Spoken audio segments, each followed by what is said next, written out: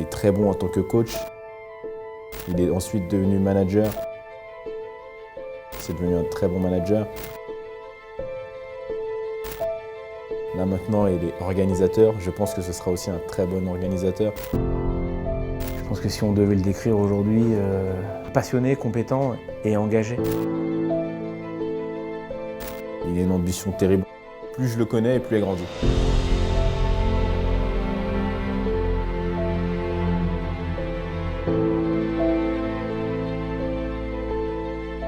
Ce que j'ai appris avec Fernand, c'est à croire dans le fait qu'on peut y arriver.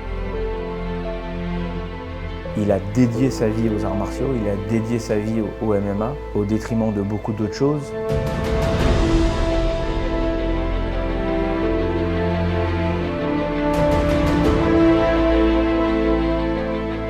Son objectif à lui, son unique objectif, c'est le legacy. Vraiment léguer quelque chose, transmettre quelque chose.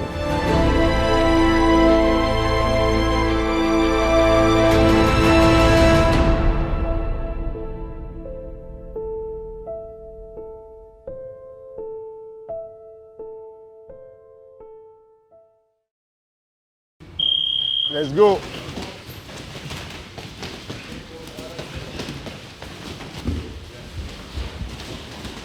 Dépense un peu plus d'énergie que ça, Alan. Tu sais que le jour de combat, tu vas faire pire que ça. La même chose sur le prochain round. C'était pas mal. Beaucoup de timing. Il y avait assez de volume. On refait la même chose. Avant de donner ses conseils hors de la cage, Fernand Lopez découvre le MMA de l'intérieur. Quand je commence ma carrière de combattant, je ne me vois pas du tout comme entraîneur. Je ne pense pas du tout que j'ai la fibre pédagogique. Tu chantes mais tu fais rien. Tes bras ne bougent pas, tu boxes pas, tu fais rien. Je ne dis pas que c'est venu au fil du temps. Je pense que j'ai toujours été un bon pédagogue, mais je ne le savais pas et je ne le voulais pas. Toucher sans être touché, Alan. Ton retrait de bus n'est pas efficace. Et puis le déclic, des blessures qui l'obligent à coacher, surtout une prise de conscience. La réalité, c'est que je me rends compte que je ne suis pas doué en MMA.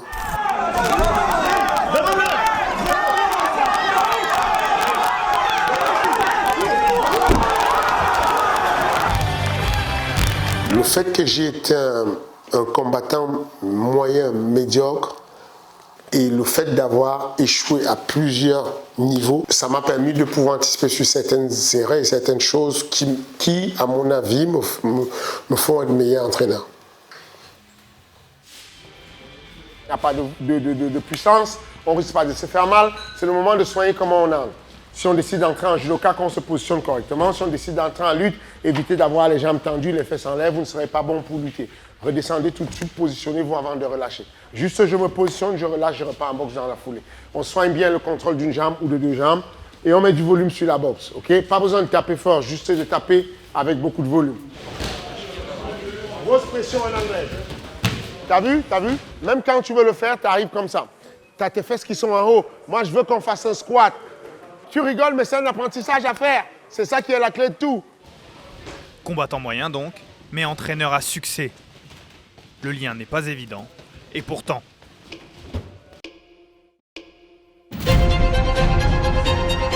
What this represents is the highest level competition we have ever seen inside the octagon.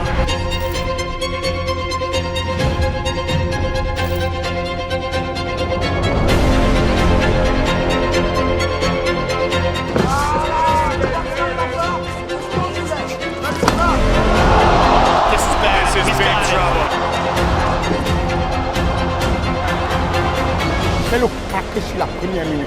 Monte en pression de ouf. Arrête de baisser la tête comme ça, c'est voilà. Voilà. Tu me mets un casque sur la tête et tu me donnes les coups de coude, les genoux. Les coups de coude, les genoux.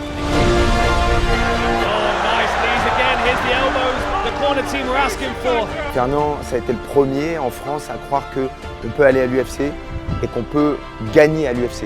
Il arrive à sentir et détecter les éventuels potentiels et ensuite il fait exploser ce potentiel-là. Sa tête dans le classique, il va tomber.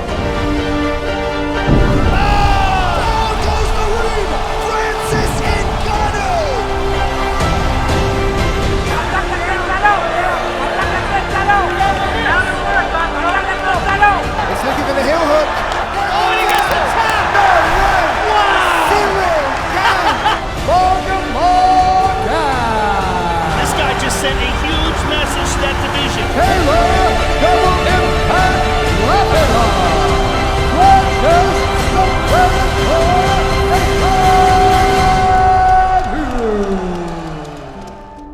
Je pense que vraiment la force de Fernand, c'est ça, c'est de croire que c'est réalisable.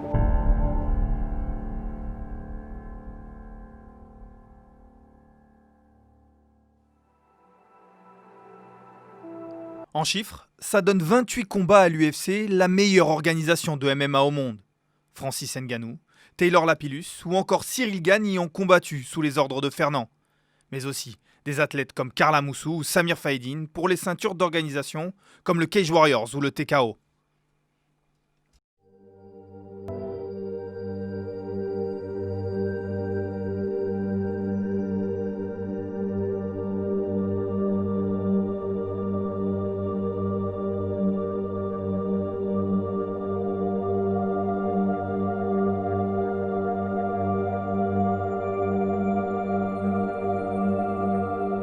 Un, deux, un, deux intérieur, extra,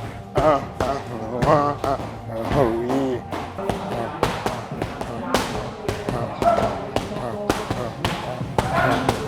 Si je descends, tu mets le genou. Trop tard, tu as perdu la main. C'est un psychologue du coaching. Pour toi, il va avoir ce discours. Pour lui, il va avoir un autre discours. Pour quelqu'un d'autre, il aura encore un autre discours. Finalement, c'est ça le coaching de haut niveau. C'est être capable de dire, OK, je te connais, je sais comment tu réagis, je sais ce que tu as besoin d'entendre avant d'aller combattre. Lâche pas la hanche. Voilà, lâche pas. Petit balayage sur le côté. À la base, quand je l'ai rencontré, c'était tout simplement pour venir un peu ici, gratter un petit peu de sparring avec des poids lourds. Parce que vous savez, en France, ça manque beaucoup de poids lourds. Et une fois que j'ai mis les pas au MMA Factory, c'est devenu un grand frère et un grand ami. Au-delà du MMA, vraiment. Genre aujourd'hui, il n'y a plus le MMA pour X raisons. C'est quelqu'un que j'aurais besoin de voir quotidiennement dans ma vie.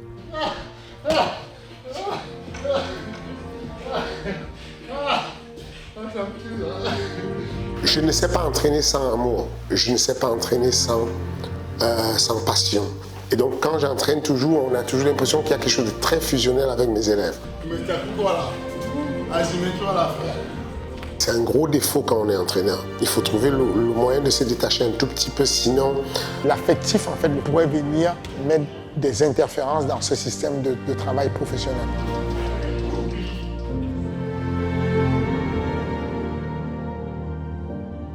L'affectif, Fernand Lopez va pourtant s'en servir pour son deuxième rôle auprès de ses athlètes, celui de manager. Simple entraîneur à ses débuts, il a rapidement décidé de prendre en main la carrière de ses combattants. Pour lui, pas question de manager sans entraîner, et vice-versa. Gros atout pour moi d'être manager et entraîneur.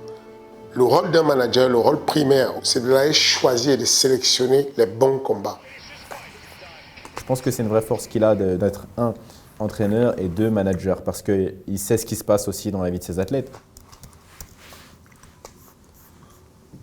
Il faut que je sois capable, dès que je reçois une proposition de combat ou que je vais chercher un combat, dans la foulée, que je m'imagine l'athlète que j'ai, puisque je le connais, je sens quand il est fatigué, je sens quand il est bien, je sens quand il est en forme, c'est complètement différent. Oh, c'est bien.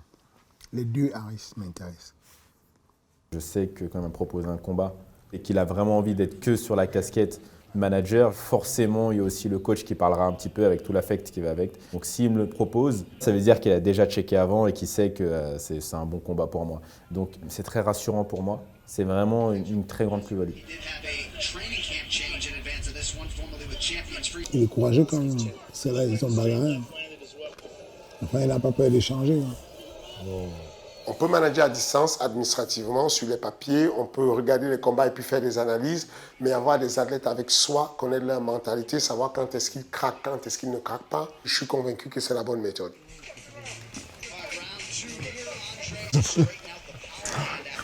Comme ça va bien se passer. Comme ça va bien se passer. Quand tu as plusieurs casquettes, il y a des choses que tu ne peux pas faire complètement et tu ne peux pas être à fond dessus. Donc, notamment la casquette de papa.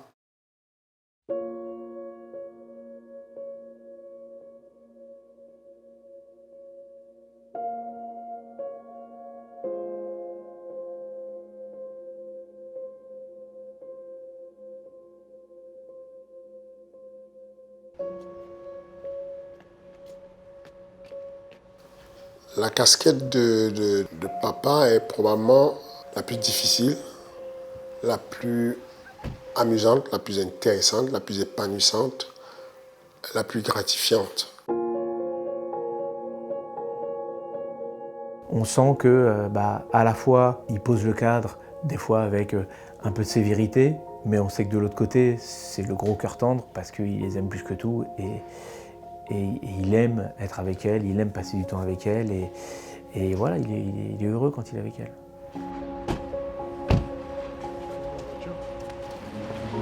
Ça va?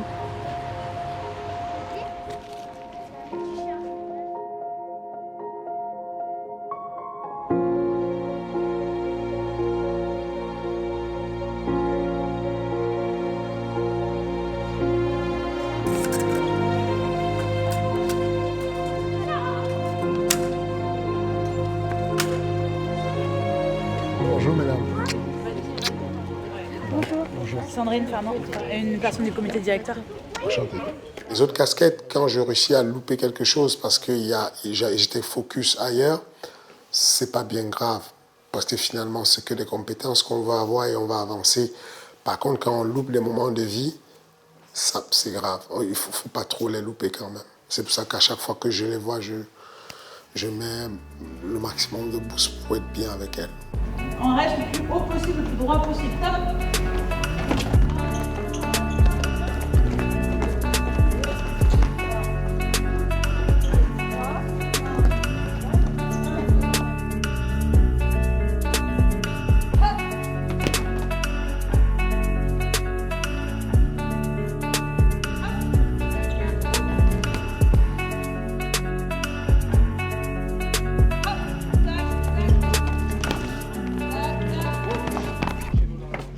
Tu vois comment elle fait? Regarde un peu, Raphaël. Tu vois ce qu'elle fait, elle garde les jambes écartées de la même manière, elle chasse, elle chasse. Elle chasse, elle chasse. Et toi, tu cours complètement avec tes deux jambes les plus proches et tout.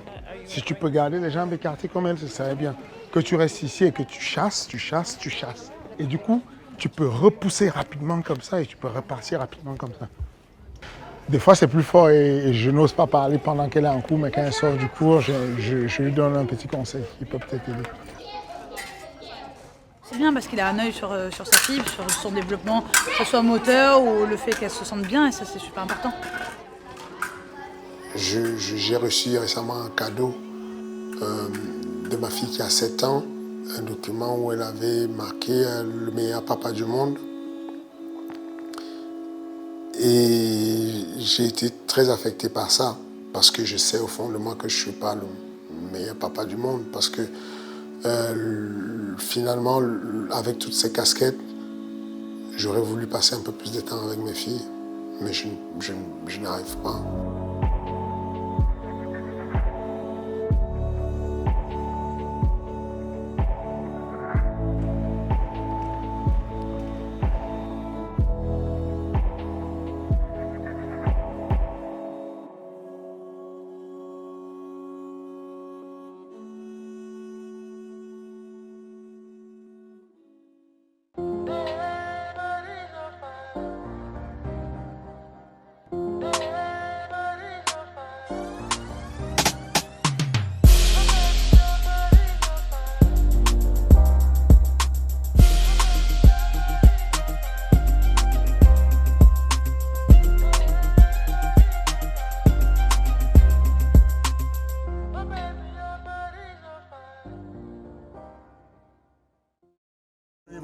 Ils ont un mauvais plan.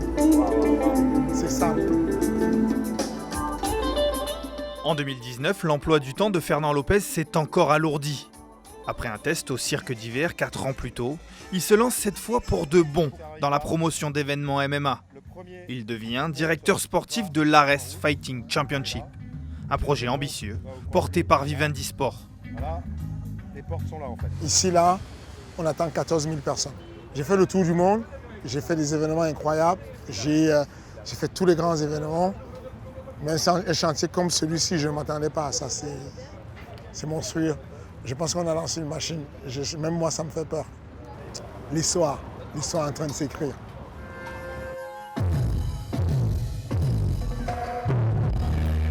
Ares a un a les moyens d'un projet immense. C'est le projet de Vivendi, certes, mais moi je préfère faire le choix de m'aligner sur quelque chose qui est premium, quelque chose qui va marquer les esprits, quelque chose qui va changer le game. Ça ne me va pas, j'aurais bien voulu que juger des tables différentes. Peut-être que tout à l'heure, j'aurai de mes collègues qui sont des promoteurs, des organisateurs. Peut-être qu'ils vont me dire c'est possible, c'est pas interdit. À ce moment, on les met tous sur la même table. I need you to tell me, are they sitting in the same table? Beautiful. Thank you so much. See you tomorrow. Je suis là. Comment vas-tu? Bien et toi? Ouais, ça va. J'ai un souci. C'est que là, il y a une table avec tous les juges. Ouais. On ne peut pas les avoir tous là. Parce que légalement, la commission athlétique veut qu'il y ait 3 tables avec 3 juges qui ne puissent pas communiquer de façon à ce qu'on soit sûr que la décision de ce juge n'est pas la même que celui-là ou celui-là. Okay. Après, ces endroits, je m'en fiche en fait. On peut les disperser comme on veut. Mais il faut qu'ils soient à 3 postes différents complètement. Je vais continuer à apprendre en tant qu'entraîneur, je vais continuer à apprendre en tant que manager, mais au moment présent, je suis obligé d'apprendre en tant que promoteur.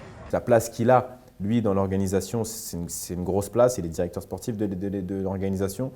Donc, il a beaucoup de responsabilités. Donc, je pense qu'effectivement, que c'est très prenant, que c'est beaucoup de boulot, que c'est des réunions, que c'est de l'administratif, que c'est aussi du stress. Je ne pourrais pas quantifier cette charge de travail-là, mais c'est certain, elle est énorme. À 10h pile, on arrête. Le Ahmed valide toutes les pesées. À partir de ce moment, on peut se déplacer, aller directement faire la pesée cérémoniale. Moi, ça ne me gêne pas du tout. Pour eux, tout au contraire, ils ont envie de finir avec ça en matinée pour aller se reposer en fin de journée. Le fait d'avoir eu plusieurs casquettes, mais toutes dans la famille du métier de sport, fait que les unes des casquettes m'aident sur d'autres casquettes. Ça veut dire qu'en tant que promoteur, je me reconnais terriblement dans le rôle des athlètes parce que j'y suis passé par là. Je suis passé par l'étape de combattant à un moment donné, donc je sais ce dont ils ont besoin. Je suis passé par l'étape de manager. Je sais ce que les managers demandent pour leurs athlètes. Tu viens d'où? Où tu cherches la vague? Bonsoir, mon papa. Je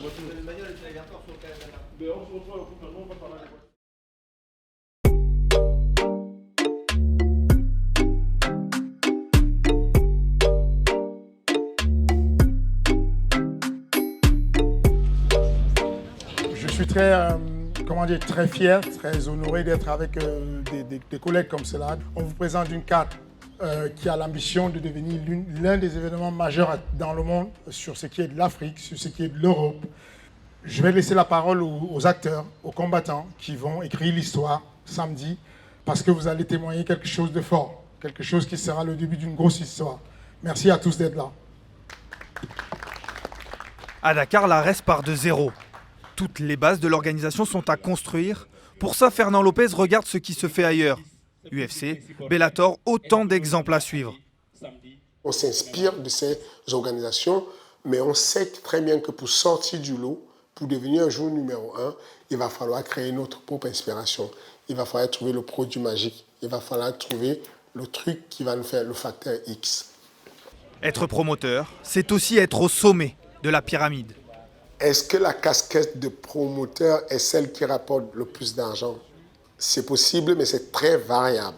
On est d'accord que Conor McGregor, si vous êtes son manager, vous en sortez mieux financièrement que si vous êtes le promoteur. Du coup, on fait tout comme ça, on est sûr. Du coup, on fait un arrosage automatique et on est sûr qu'on peut toucher un peu à tout. Bonsoir, mesdames. Merci. Division featuring Aegis Islam Siaha. And then we need another to count for the injury. Another timer to count for the injury. Because we have 5 minutes for the injury. Then we go. Second phone. Okay, well, then we go with the second phone. C'est bon. Autre problème maintenant. Ouais, dis-moi.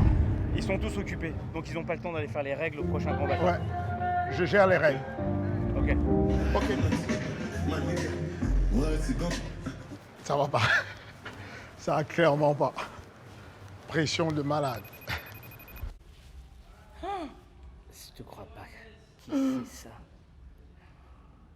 Oh, ça va, princesse? Moi, je vais retourner travailler. Bah, à Dakar, au Sénégal, je vais aller travailler autour de la cage. Mais il fait tard, papa. Oui, le travail que je fais, c'est dans la nuit. C'est tard. C'est une mission qui était investie naturellement. Tu n'as pas besoin de réfléchir. Quand il faut être papa, ça vient tout seul. Donc à tout moment, quand ça arrive, tu embrasses. Ouais, normalement, il est tout seul. Parfait. Ce soir, tu peux rajouter ta bourse. Tu peux rajouter $10 000 à ta bourse. Si tu mets un KO de la soirée, tu auras $10 000. Fais-lui croire que tu vas boxer, tu vas lutter. Peut-être tu peux mettre un genou et avoir $10 000. Tu peux peut-être avoir la soumission de la soirée, $10 000. Tu peux peut-être avoir un putain de combat de la soirée et avoir $10 000. Donc voilà, c'est tout ce que j'ai à te dire. Sois motivé comme jamais parce qu'on écrit l'histoire là. Ok? Non, moi, en tant que combattant, comme j'accompagne le PS, c'est là où je comprends d'où vient les matchmakers motivent les combattants. Ils les motivent avec les primes, ils les motivent avec les machins. Parce qu'en vrai de vrai, c'est les combattants qui vont faire que l'événement sera réussi ou pas.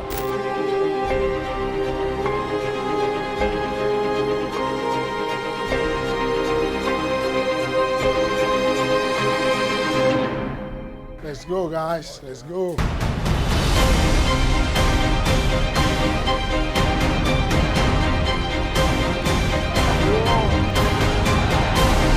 Oh, what the fuck was that?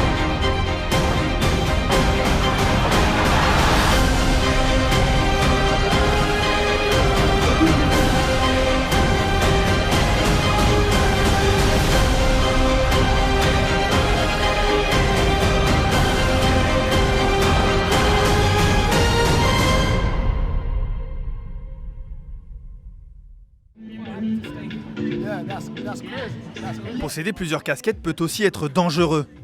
Comment savoir laquelle porte Fernand et à quel moment? À Dakar, il est le promoteur, mais certains des combattants sont managés par sa société, la Management Factory. Pour d'autres, il a aussi été leur entraîneur. Si on a plusieurs casquettes, on pourrait tenter d'avoir des conflits d'intérêts. Il faut juste les anticiper. Je pourrais tenter de mettre une Fight Card Ares en couleur MMA Factory. Mais la réalité, c'est que si vous me dites Taylor Lapillus, qu'est-ce qu'il fait sur la carte? C'est que vous n'êtes pas au courant de ce qui se passe dans ce monde aujourd'hui sur le MMA. Parce que Taylor Lapillus, mondialement, il est classé dans le top 40 mondial. Il est numéro 1 en France de très loin. Si vous allez me demander qu'est-ce que Hissène Zouar fait sous la carte, vous n'avez pas vu son dernier combat en Afrique du Sud pour la ceinture de l'UFC. Vous aurez compris. Si vous me demandez qu'est-ce que Nassourdine fait sur la carte, vous avez juste à voir le résultat de son combat. Donc voilà, j'essaye juste au fond de moi-même de rester le plus objectif possible et d'éviter les conflits d'intérêts. À l'ARES, tous les athlètes issus du MMA Factory sont gérés par les autres entraîneurs du club. Fernand se doit de rester en retrait. Je suis promoteur, je suis à ma place. Je ne peux pas à la fois être promoteur et à la fois entraîner et coacher la personne. Ça n'a pas de sens. Il faut savoir avancer, il faut savoir déléguer. Maintenant, on a la chance au MMA Factory d'avoir une vingtaine de coachs archi qualifiés. Et donc, du coup, je sais que ça se passe bien et qu'ils sont sûrement meilleurs coachs que moi. Good job. Fernand a dû apprendre à déléguer. Une réussite sur cette ARES. Mais le succès n'est que partiel, l'événement n'a pas pu aller à son terme. La faute à l'humidité de Dakar. On peut l'arrêter. Qui va? Parce que c'est trop glissant, ça n'arrête pas de Il nous reste 2 combats. This is the right thing to do. If someone gets hurt because they slip over, we look bad. Everybody looks bad. If you pull this off now, because of safety, you look good. It's as simple as that. Damn! I'm very sorry. C'est une espèce de frustration qui traîne un peu, mais c'est juste le verre à moitié vide. Parce qu'en réalité, il y a le verre à moitié plein. On a fait quelque chose d'exceptionnel. On a eu des combats incroyables, de très très haut niveau, de la très bonne qualité. Je sais juste que je suis un perfectionniste et je vais continuer, je ne vais jamais m'arrêter. Je vais continuer à améliorer. En reste 2, les gens vont constater que j'ai amélioré. En tout cas, le côté de mon département sportif, je l'aurais amélioré. Aujourd'hui, ARES sera et se veut et se doit d'être une réussite. Parce que il n'y a pas l'échec possible. Pour lui, pour nous, dans nos têtes, c'est pas possible. Thank you so much. I really appreciate what you did for me. I will never forget that. I will never forget what you did. That's crazy. Thank you so much.